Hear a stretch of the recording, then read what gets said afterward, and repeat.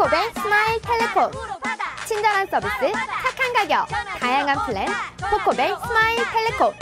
코키텔럼센터 1분 거리, 포코벨 스마일 텔레콤. 한인벨 공식 대리점, 포코벨 스마일 텔레콤.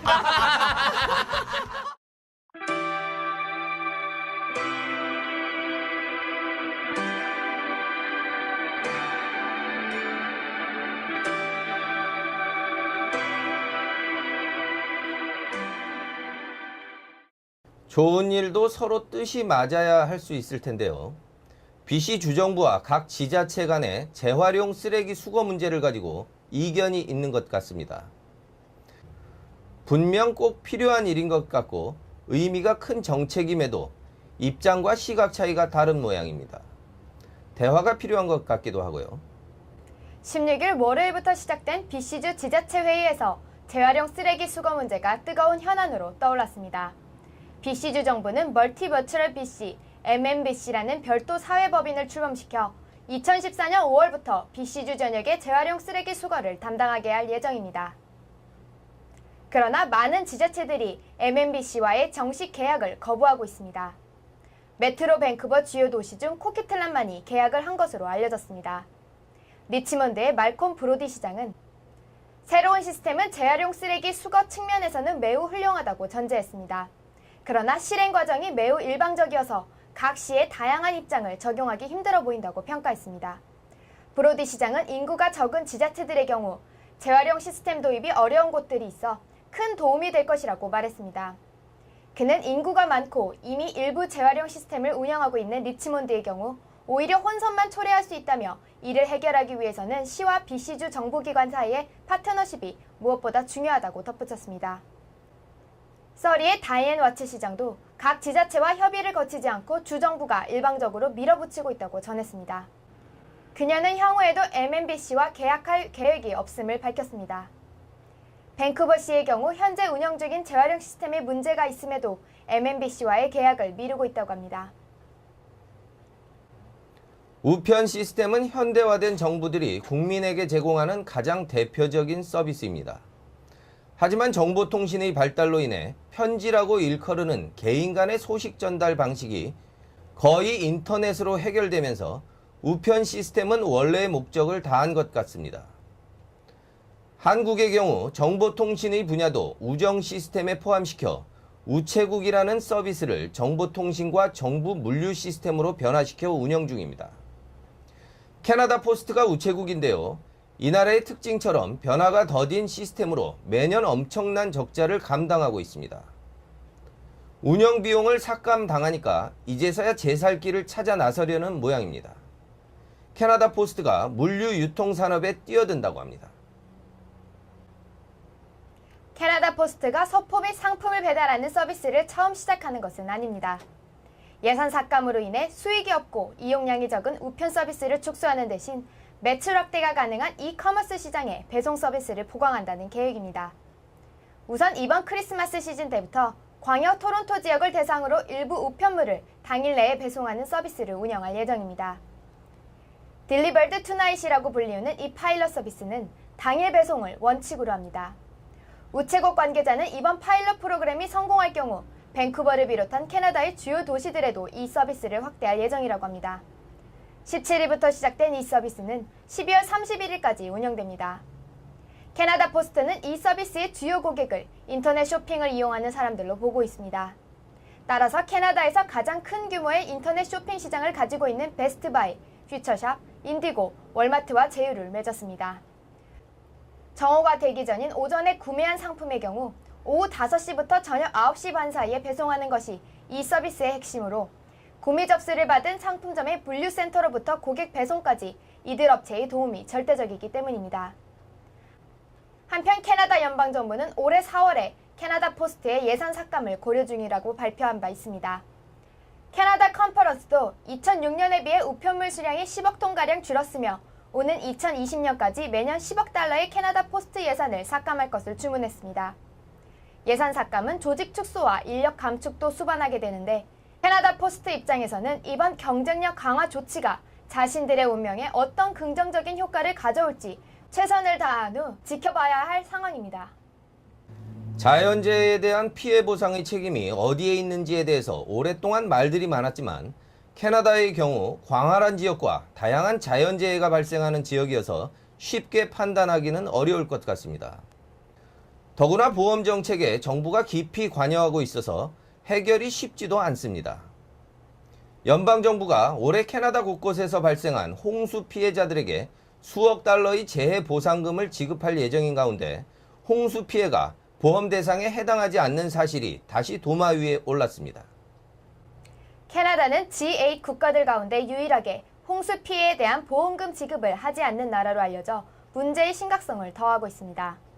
최근 워털루 대학의 연구팀이 보험회사의 정책 결정자들을 대상으로 인터뷰를 실시해 홍수 피해 보험의 실행 가능성 평가서를 발표했습니다.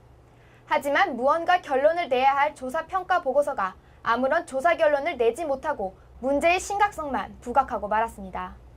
인터뷰에 참가한 사람들의 의견이 엇갈려 결론을 내지 못했다고 합니다.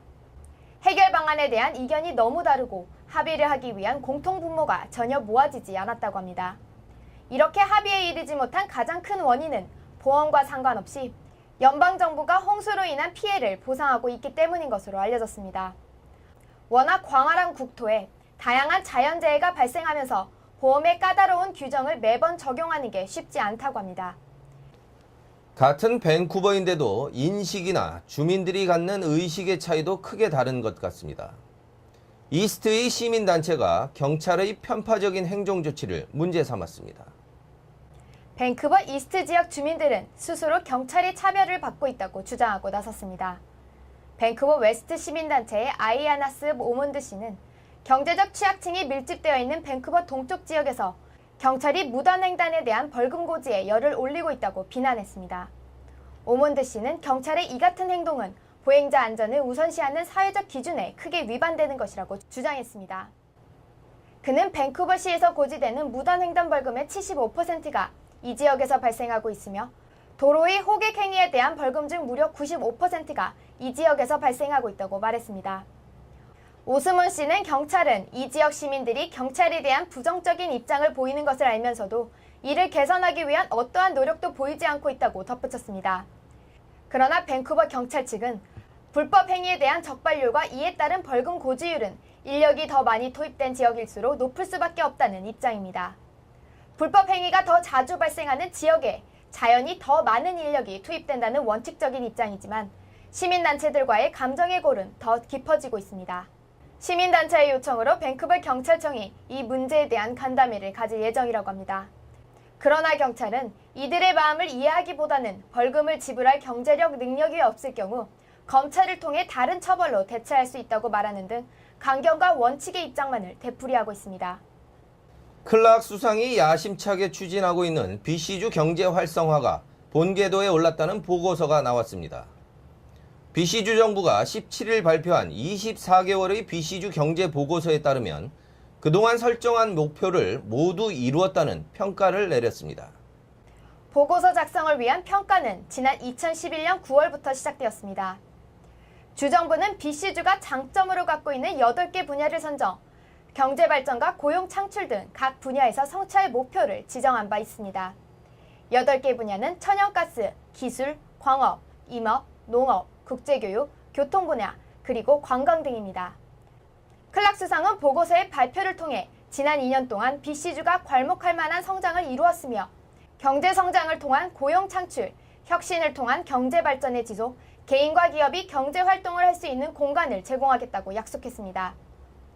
보고서에는 천연가스 수출에 4개의 회사가 신청을 했으며 그 결과 모두 7개의 회사가 BC주 천연가스 수출을 하게 되었다고 밝혔습니다. 또 프린스 루퍼트 지역의 길과 항만 시설을 완공해 수출 전략 기지로 활용하게 되었다고 합니다. 차이나 이스턴 항공이 지난 7월부터 밴쿠버 공항에 직항 노선을 개설해 관광객이 증가했으며 국제 투자를 유치하기 위한 투자 사무소도 14개의 큰 프로젝트를 성사시켰다고 밝혔습니다. 현재 17개 프로젝트가 추진 중이며 이것이 모두 성공할 경우 350억 불의 투자와 2만 9천여 개의 고용이 창출될 것으로 전망된다고 보고했습니다. 외국의 무역 대표 사무소도 29개에서 62개로 늘어났으며 BC주 자원이 묻힌 지역의 원주민들과의 자원개발 협약도 기존 10개에서 21개로 늘어났다고 합니다. 보고서 작성의 주무부서인 고용관광기술부 실리 본드 장관은 이번 보고서는 그동안 우리가 노력한 결과를 보여주고 있으며 BC주는 자원뿐만 아니라 인재 분야에서도 무한한 잠재력을 갖고 있다고 전망했습니다. BC주 경제발전 차기 보고서는 2014년 9월에 발표될 예정입니다. BC주정부가 주류 관련 유통 및 음주법에 대한 주민들의 의견을 수렴하기 위한 웹사이트를 개설했습니다.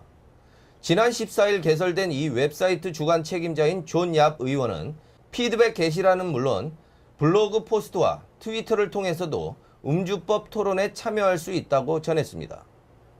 이번 주류 유통 관련 법 개정을 주관하는 BC 자유당의 존 얍 의원은 현재 BC주 정부는 음주 판매와 소비 그리고 이용에 대한 대대적인 법 개정을 계획 중이라고 소개하며 보다 깨끗한 음주 문화 정착은 물론 시민들의 건강과 안전을 지키는 것이 제일 큰 목적이라고 말했습니다.